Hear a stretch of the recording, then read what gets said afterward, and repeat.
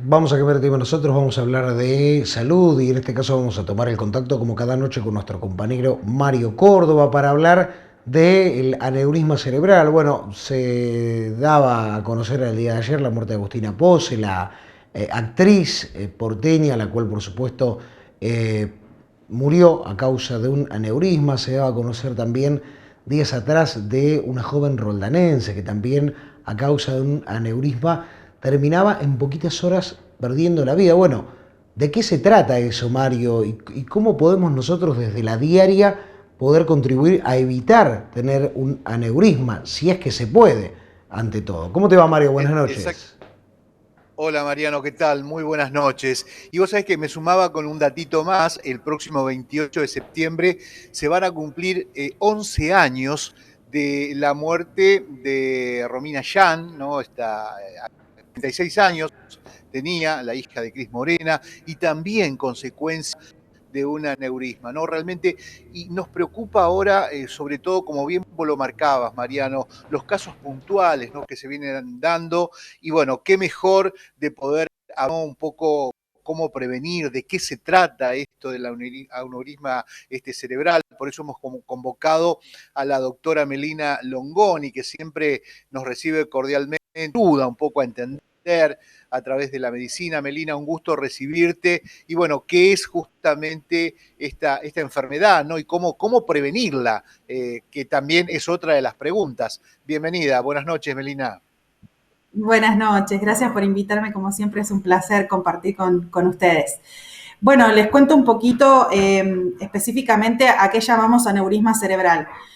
Aneurisma cerebral es una condición que lo que sucede es en un vaso sanguíneo del cerebro, en los vasitos que van irrigando nuestras zonas del cerebro, hay una parte de la pared, tenemos que pensarlo como si fuera una manguerita a los vasos sanguíneos, y en una parte de la pared se debilita y hace como si fuera un globito hacia afuera. Esa zona que hace como un globito hacia afuera, que es el que están viendo ahora en pantalla, por ejemplo, ese globito digamos, esa parte de la pared se adelgaza muchísimo, entonces es muy frágil. Y por alguna condición donde se da un aumento de la presión arterial, por ejemplo, ese vasito se puede romper.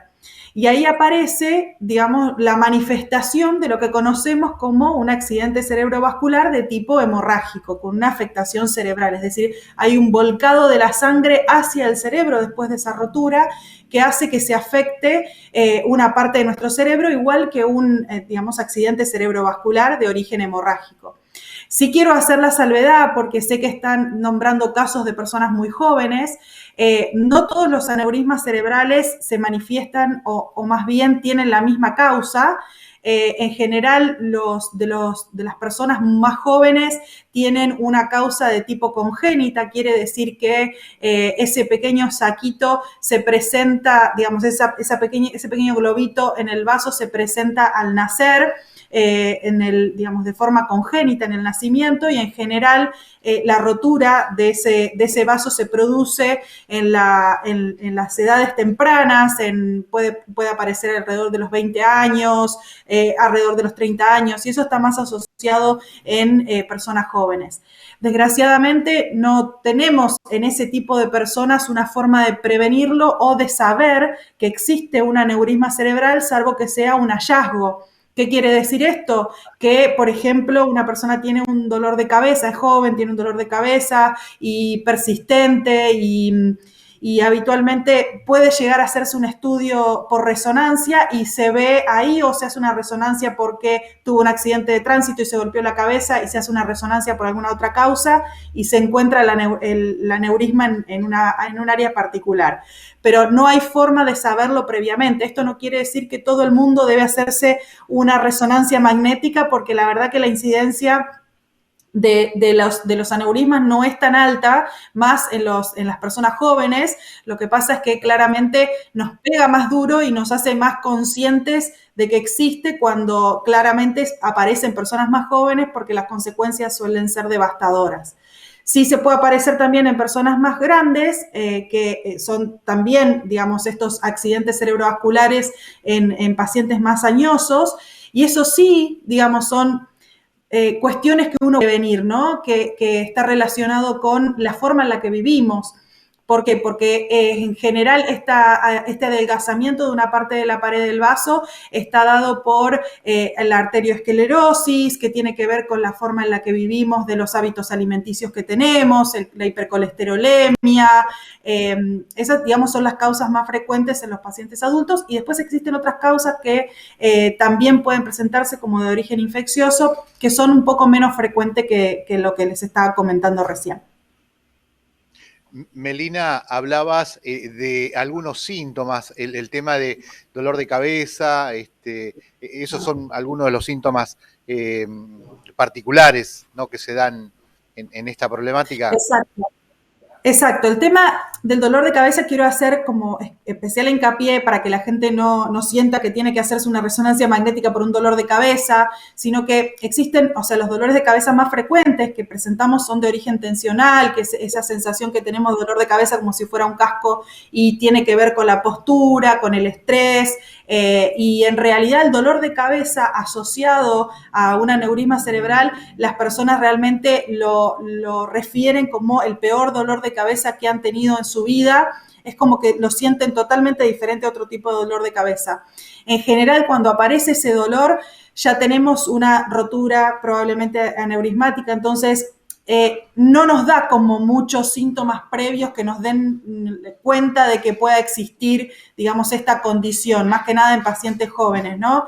O sea, aparece, y en general, desgraciadamente, aparece así de esta forma, muy súbita, más que nada en las personas jóvenes. Exactamente, ahí quería preguntar un poquito también. Una vez que se produce esa ruptura, ya es muy difícil una cirugía, ingresar con la medicina allí. En realidad, bueno, después de que se produce la rotura neurismática hay que ver, digamos, la localización que tiene y, digamos, la cantidad de sangre que ha volcado en el cerebro.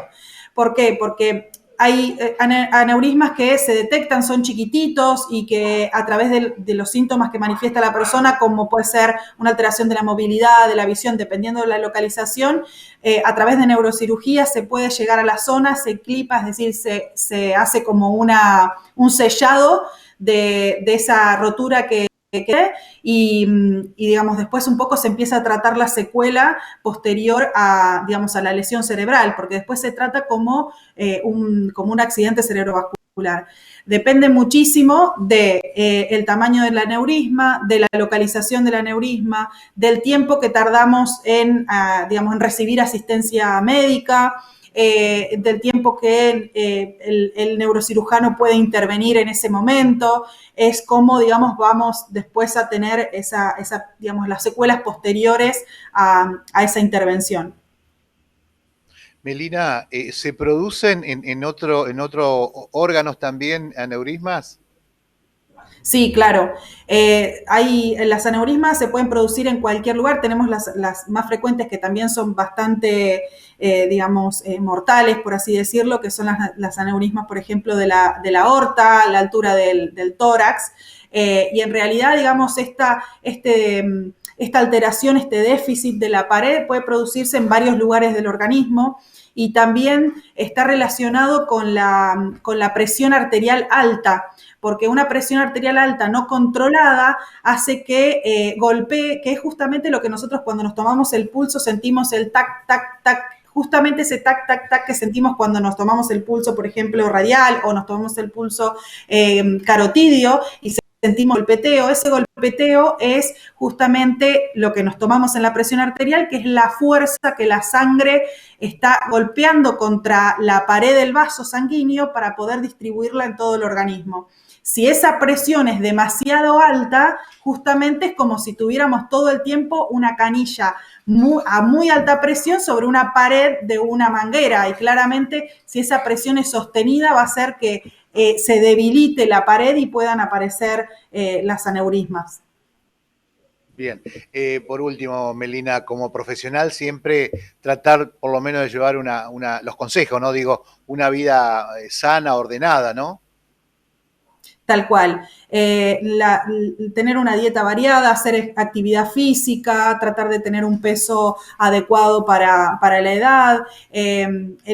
Obviamente que el estrés es un gran disparador y que en los últimos años se viene estudiando relacionado con muchísimas patologías, no es ajeno a esto. La verdad que es muy difícil, y más en los tiempos que estamos viviendo, tratar de no estar tan estresado, pero la realidad es que es un gran disparador para muchísimas enfermedades, para muchísimas patologías subyacentes, y esto tampoco es la excepción. Así que sí, tratar de llevar una vida más sano posible es la única forma que hoy tenemos para prevenir este tipo de condiciones. Y en las personas mayores, tratar de estar controlado en lo que tiene que ver con la presión arterial, que también tiene que ver con con las medidas higiénico-dietéticas que una persona lleva, el tipo de alimentación que tiene, el tipo de ejercicio que hace. Esa, digamos, es nuestra arma para enfrentarnos a todas las enfermedades hoy en día, ser una buena prevención a través de cuidarnos y a través de nuestra salud y bienestar general. Esa es la única forma que tenemos hoy en día de poder prevenir de estos disparadores que son estas enfermedades. Melina, pensaba, digo, recién ya para terminar, ¿no? Lo que ha sido pandemia y obviamente todo este año y medio que nos ha llevado adentro, con miedo, con temores, el estrés también, obviamente, y la situación. Indudablemente esto impacta también de lleno, ¿no? Totalmente. Y además considero que ya estamos viendo, ¿no? Una cosa que creo que estuvimos hablando en algún momento cuando hablábamos del tema del COVID, que las personas también están muy temerosas, y personas que son hipertensas, que son diabéticas, que no se están acercando a los centros de salud, o que no se estuvieron acercando a los centros de salud por el temor del coronavirus, que claramente es algo que nos ha tenido un poco encerrados, o muy encerrados a todos y muy temerosos. Justamente también esa falta de controles está haciendo que probablemente después de que pase todo esto y volvamos a tener los controles nuevamente, haya un desequilibrio bastante importante por la falta de control que sucedió en este periodo de la pandemia, por no habernos hecho los controles anuales o los controles semestrales que cada uno tiene que hacer. Se entiende que es por la condición de la pandemia, pero tenemos que empezar a retomar nuevamente nuestros controles, si es que así los teníamos con el cardiólogo, con el médico de cabecera y demás, para no después encontrarnos con un problema a posteriori, porque justamente esto nos hizo temer tanto salir que nos terminamos enfermando de otra cosa que no fue la razón por la cual estuvimos encerrados. Bien. Doctora Melina Longoni, agradecerle como siempre la predisposición para ayudarnos a entender y obviamente para aportar toda la información a nuestros telespectadores. Muchísimas gracias, Melina.